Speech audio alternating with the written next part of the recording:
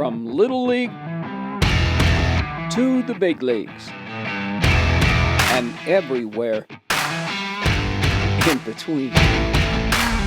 From one stage to another. Passion is my middle name. I'm J.J. Davis. This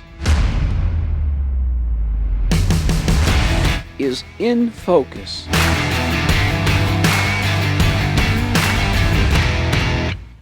You know, it seems like it was just yesterday. Yours truly arrived in town. Next thing you know, I'm covering Nebraska football fall camp in August of 22. And I meet this guy. I see this guy. He's talking about Husker football. And he seems to know everything because he's at every practice on every day. Well, who doesn't know this guy? He's everywhere. He's everywhere. Ladies and gentlemen, I give you Sean Callahan. JJ, it's great to see you. Do you remember? It seems like 100 years ago. Well, yeah, 2002 when you came to town, I would have been my fourth year of college around that point. But right, you know, I traveled and covered all the games. Really, from '99, I was at all the home games. By 2000, I was at all the road games. Right. I think I've missed one road game since 2000. It was when I interviewed for the job I have now. So. Wow.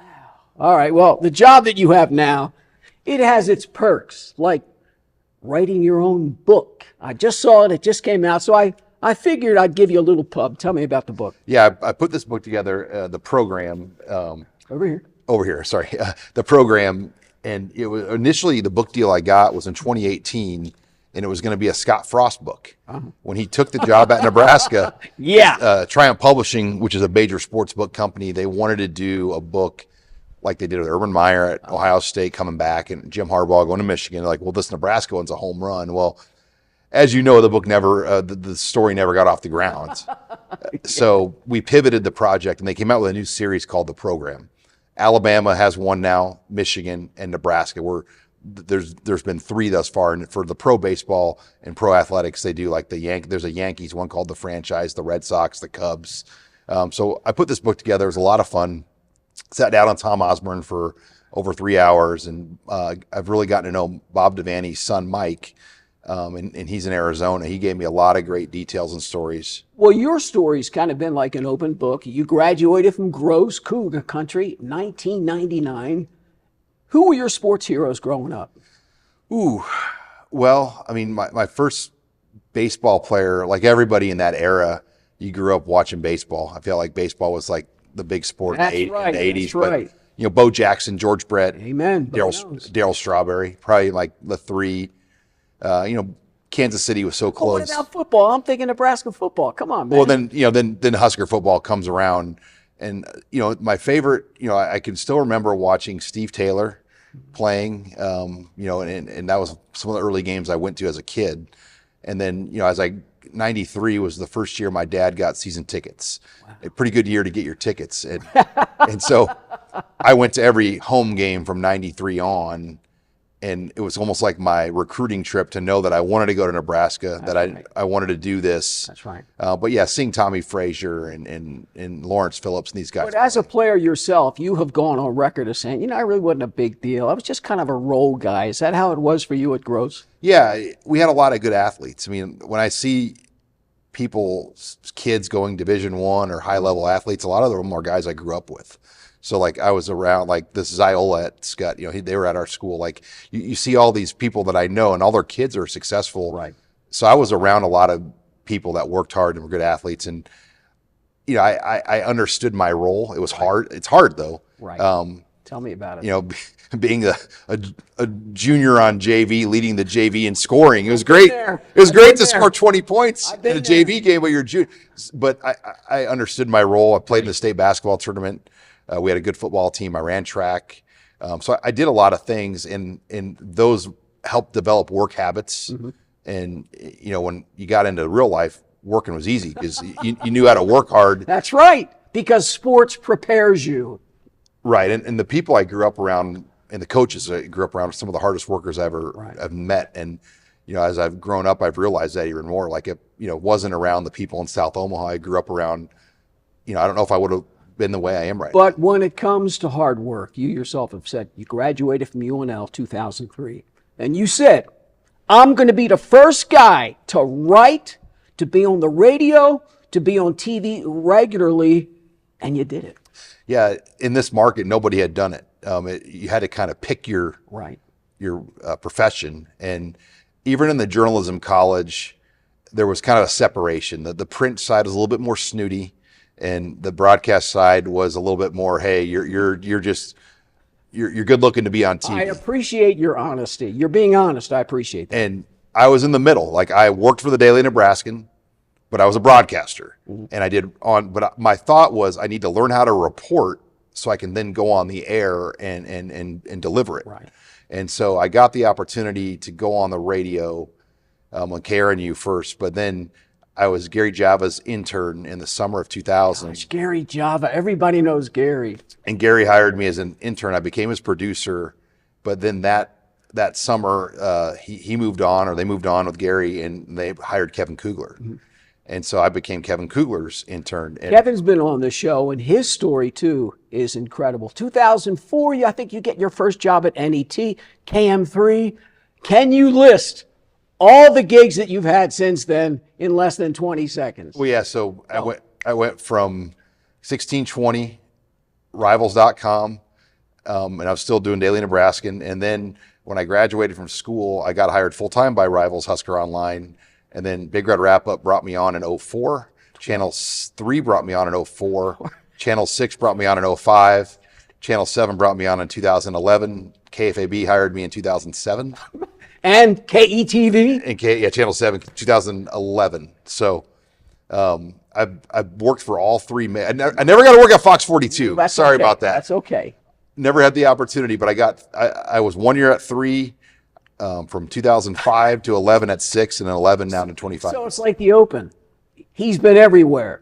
2006, 2007, Nebraska Sports Writer of the Year. 2006, 2007, Rivers.com Distinguished Service Award. I mean, you're being honored for everything, and you do everything for everyone, it seems. Yeah, and it's just a lot of juggling. I mean, yes. Like my Thursday nights in the football season are so busy. I spoke in Fremont at lunch. You were outside in the car for 10 minutes. I didn't even know it was him doing work. So I was in Fremont Thursday night, or Thursday for lunch, to speak to a group. I come back and do a show at 2. Then I have to get my regular recording and work done. And then I was in Springfield last night for an event with Springfield Legion. Come back home, take my kids to school. I'm here with you in Omaha. So it begs the question, who is Sean Callahan? Just a guy that loves what he does. That's it. Well, I mean, I love what I do, and I realize how fortunate I am. I'm fortunate to have the fan base in the market that we're in, because it's not like this everywhere. No, it's not. That's what I tell people. In every market, Alabama, Notre Dame, SC, Penn State, it's very passionate, but the passion is different in every other location. But there is no place, something special about Nebraska. Agree? No doubt. It's Steve Sipple, who works for me and works with me. Sip! We joke that we're like priests. When you go around and speak, it's like you're a priest going around. I've always called Memorial Stadium the cathedral. I've called the field the altar. I've called the players the participants. I've called the coaches the priest. And I've called T.O. the Pope. Yeah. My favorite thing you used to do when the coach would walk into the press conference room and you would go, all right. And all the media would just hated it. It was great. Now, you talked about speaking. You talked to different groups around the state. Give me a story. Oh, gosh. I mean, I've been everywhere. I probably do 40 or 50 a year. And, you know, it's fun. I mean, I get paid to do a lot of these talks. Right. But it's fun to do and go out to these fan groups and whatnot. But probably my most random story was going to Washington, D.C. all the years. I used to go, Congressman Lee Terry would host an event in D.C. for all of the people that worked in the Capitol. That's big time. And so I'd go down there and the 2 senators, the 3 congressmen would be there. And it was like 2006, 2007. That's big time. And, you know, just spending that time around all those people. But I over that period, I learned that Clarence Thomas Justice Clarence Thomas was a huge Husker fan. Because of his wife. And he was a member of my website. And I made a reference of that. Well, he showed up to my event in a bar in DC. And then, we got to know each other pretty well from doing those events. We just talk Husker football. All right. When it comes to Husker football, I remember my first year, Craig Bowl was the D coordinator, and I said some things on the air I don't think he liked. So he came up to me on the sidelines before a game and kind of gave me some grief, and I countered. You've earned the trust of Huskerdom, of Husker Nation. Have you had any incidents like that when a guy or a player will come up to you and say, hey, man, why'd you say that? Yeah, I'm in the belief, though, if I say it, I better be able to say it to the person's face. So, I don't talk one way on air and then hide off the air. So if I say something at an event or, or on TV or on a show and I write something and I get approached about and I think the key is you can be critical, but be fair. And that is the hard skill to develop in this field, is to try to be critical about something that is sensitive, but be fair about it. And that's always been my approach. How to go about, be a professional essentially, and not, you see a lot of people that just don't have a lot of responsibility when they go off on the air. Yes, I do. Yes, I do. I see that all the time. Could you have imagined the journey, the path from Omaha, Gross High School, UNL to where you're at now? No, I knew I was going to do something like this, but a lot of people want to, and I know how hard. I've realized more and more how hard it is when I get the emails I get from kids that want jobs. Right. And there's just not a lot of opportunities. But I was fortunate to basically become the first digital person in this market. Right. There was not a full-time digital Husker reporter or journalist. What do you tell kids that are interested in the field that think they want to do something like you do? The best advice I ever got on that was Neil Nelkin, the station. And everybody knows Neil. He said to me, he goes, the word no should never exist in your vocabulary, meaning on opportunities. And so I've always tried to take on opportunities like this book. I didn't have time to write a book,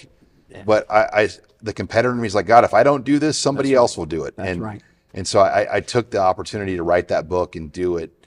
And Neil put that in my mind, and I tell students, because a lot of kids that you try to hire or want to work with, they're like, well, I got this, I got that, I got this going on, I've got singing to the choir. And I'm like, look, you gotta want it. Do you want to do this job or not? Right. We're not going to work around you.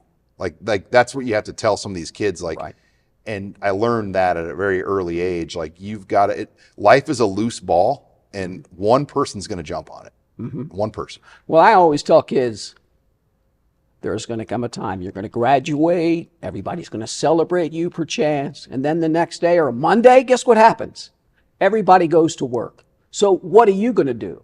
Are you going to settle like most people we know? They're making more money, etc. Or are you going to do what you truly want to do? Agree? Right. And look, I think a lot of people in this industry realize if you don't get into it while you're in college, right, it's extremely hard. That's right. Just to be given an opportunity. And it's not 40 hours. No. And there is no set hours. Right. But if you love what you do, like we do, mm-hmm, you don't even worry about the mm-hmm hours. I worked 16 hours yesterday. Mm-hmm. I get it. And I'm here this morning. That's right. But I love it. And right, I feel blessed for what I've been able to get to do. I'm only 45 years old. So, I feel like I got a lot of good years left. You, to me, are passion personified. In the dictionary, next to the word passion, there is Sean Callahan. Well, listen, I thank you for the book. Thanks for coming on our show today. Thank you, JJ. Great to see you. Because I know you had to drop your kids off at school down in Lincoln. He drove all the way up to here, so thanks for coming on. Next up, Sean, I think another guy who leads like him and doesn't follow, when we come back.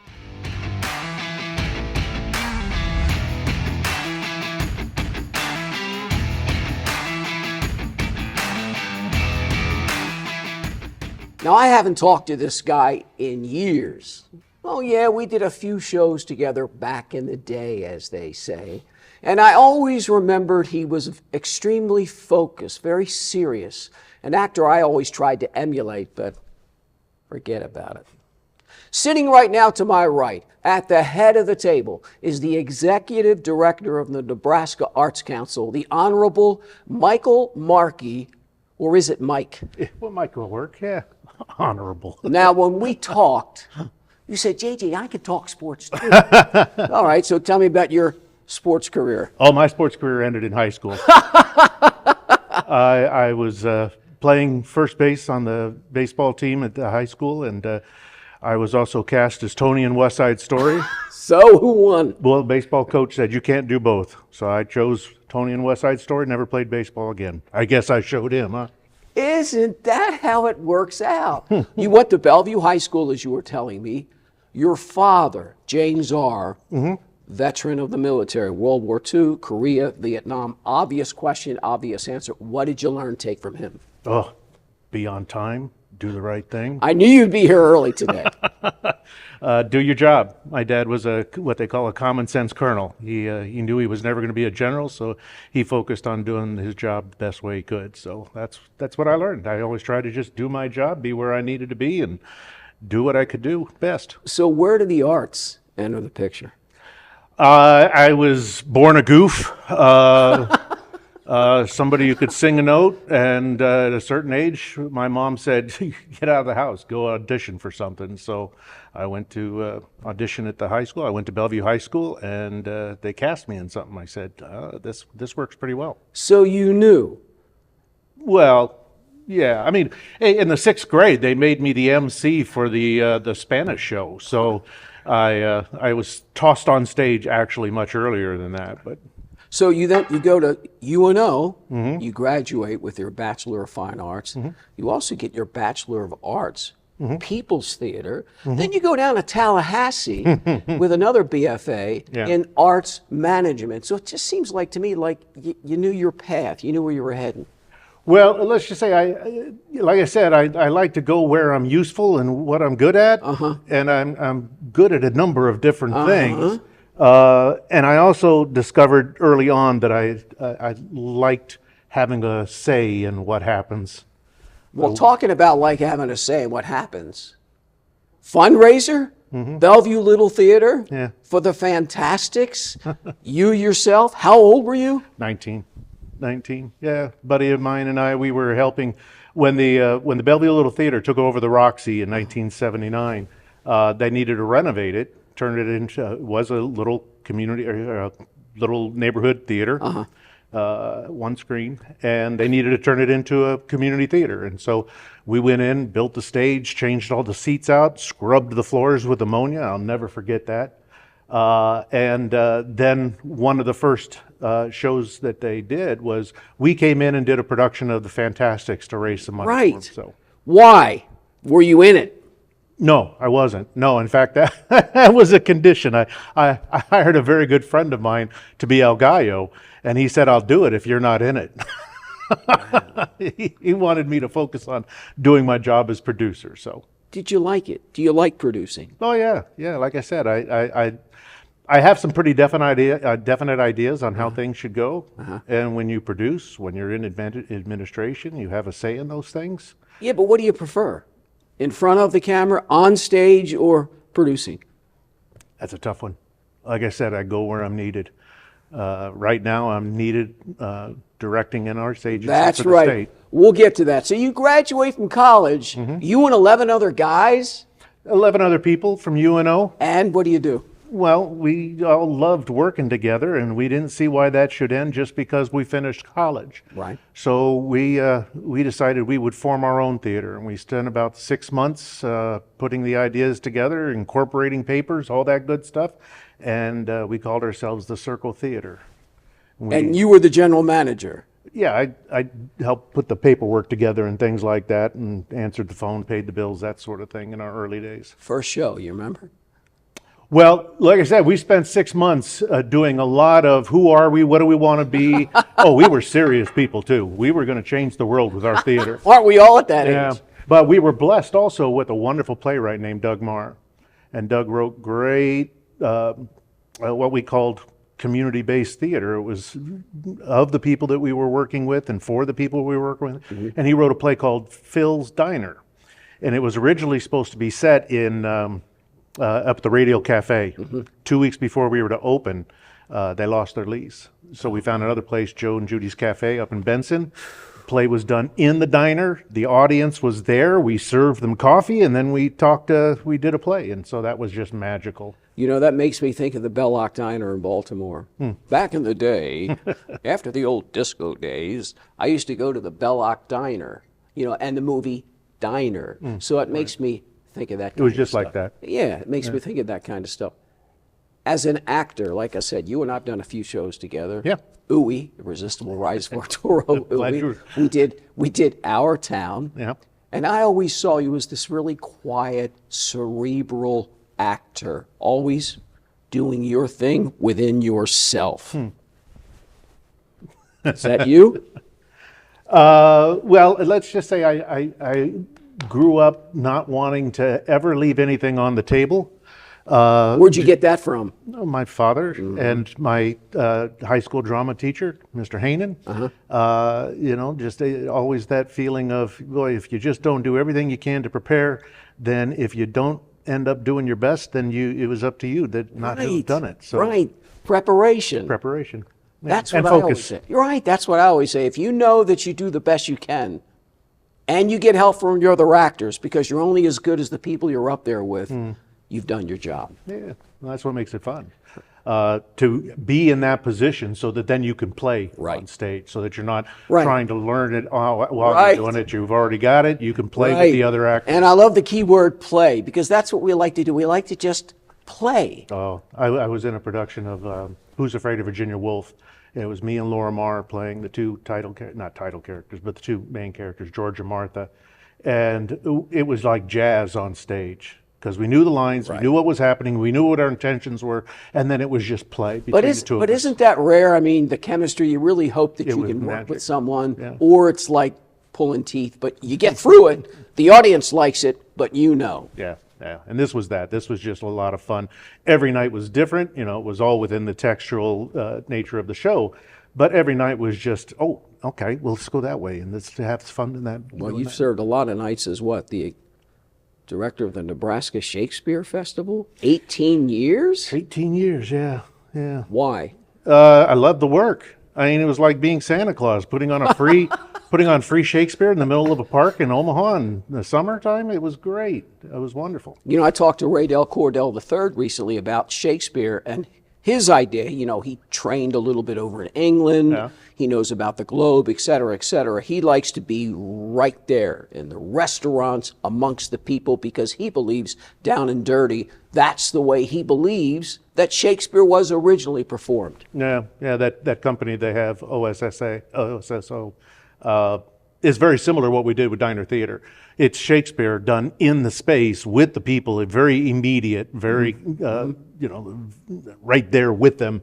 And that when I went to go watch what they did, I thought, this is exactly what we were doing. It's wonderful. So how have you evolved? I mean, because the guy that I knew years ago, you're a little different than the guy you are now. How have you evolved from the guy in the very beginning in Bellevue to the guy I see sitting across from me right now? Oh, God, if you ran into anybody I knew me in high school, my family didn't recognize me after I got out of college, and because I developed a lot of that focus after college. I was a class clown in high school. I was you know, anything for a laugh and out there having a good time and all that. And in college, I developed a focus, and I'd say, you know, my wife Karen had a lot to do with that also. Provided a lot of that focus. So you know, when I look at you, I think of stability.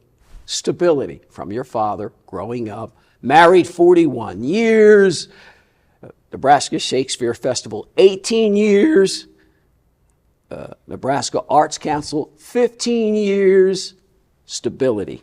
I'll take you with me. You know my whole story. Well, it's my job. It's my job. Well, yeah, and I haven't changed a lot of jobs over the years. No. which probably goes back to bringing up in the Air Force. My wife and I moved into our house 30 some years ago, and we've never moved. We just like that stability. When you're in the Air Force growing up, you move around a lot, you change jobs, you change people, you change friends. So we haven't done a lot of that. Stability. There you go. Nebraska Arts Council, you've had 5 different positions. Yep. 2023, you're named the executive director. Stability, what does that entail? Well, again, as you said, I started off there as a program manager, and they made me the grant manager, and then I had to do the business manager job for a while, the deputy director position, director of administration, and then when Suzanne Wise moved on 2 years ago, I had a choice. I could either break in a new executive director or stand up and do it myself. Right. I just decided it was probably easier just to do it myself. You know, I said, you're right. I'm sitting here across from you, and I'm thinking to myself, I've been in broadcasting now 47 years in some way, shape, or capacity. And I've bounced literally all around the country. New York, LA, everywhere in between. And somehow I managed to do some professional and amateur theater along the way as well. And then I'm sitting across looking at this guy. You've had different positions for extended periods of time. Well, the other nice thing about the position that I currently have with the Arts Council is that, well, not the current one, but for years it allowed me to do some theater. Right. So it allowed me to go off and do some of those things. As executive director, I really don't have that freedom. I haven't done anything in 2 years. I thought so. Do you miss it? A bit, yeah. There are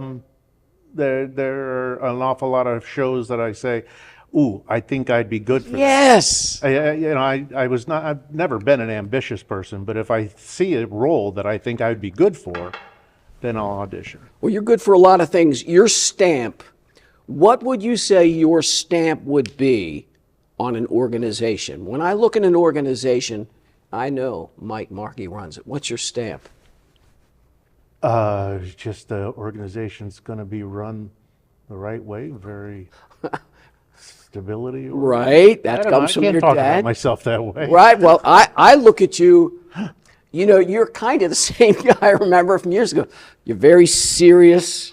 You know, you're giving me a little bit of this, because that's me, you know, I'm everywhere. But you're just very serious, you're very focused. You know what you want, and you've gotten it. Yeah, like I said, I have a good sense of necessarily what good choices are, and then perceive them, and then pursue them. Choices. Mm-hmm.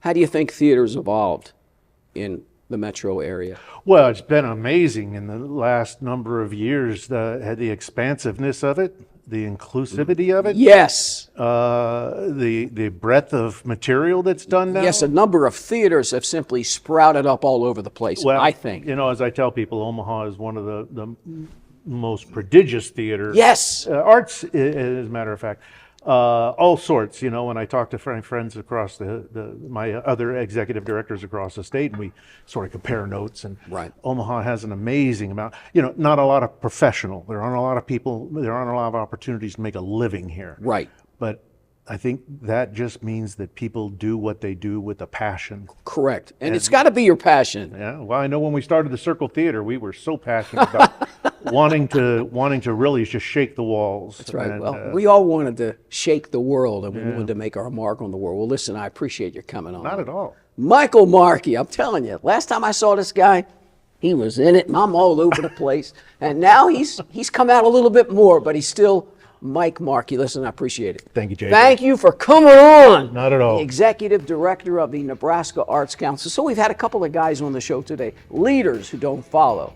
Hopefully I'll see you around town. J.J. Davis with In Focus. Again, I'll see you around town.